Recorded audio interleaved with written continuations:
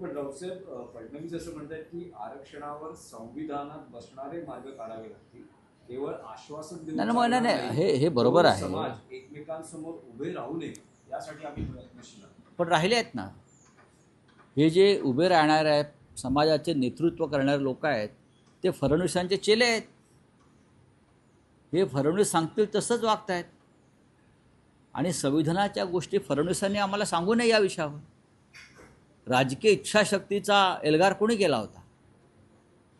संविधानाच्या चौकटीत बसायला पाहिजे, हे बरोबर आहे. आणि संविधान बदलण्याचं काम सातत्यानं आताही बदललं ना संविधान. आमदार खासदार मुख्यमंत्र्यांना अटक करण्यासाठी हे तुम्ही त्यासाठी संविधान बदलू शकता.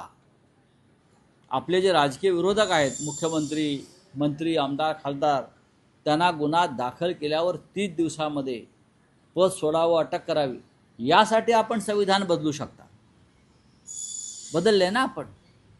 मग महाराष्ट्रातला जो मराठा समाज आहे बहुसंख्य, तो त्यांच्या आर्थिक आणि सामाजिक मागण्यांसाठी रस्त्यावर उतरलेला आहे अनेक काळापासून. मग त्याच्यासाठी तुम्ही संविधान बदलायला हरकत काय? देवेंद्र फडणवीस खोटं बोलू नका महाराष्ट्राशी, अजिबात खोटं बोलू नका. आता तुम्ही संविधानाच्या गोष्टी करताय, कालपर्यंत तुम्ही राजकीय इच्छाशक्तीच्या गोष्टी करत होता. मग राजकीय इच्छाशक्ती की संविधान हे अगदी ठरवा. आणि तसं असेल तर उद्धव ठाकरे यांची माफी मागा,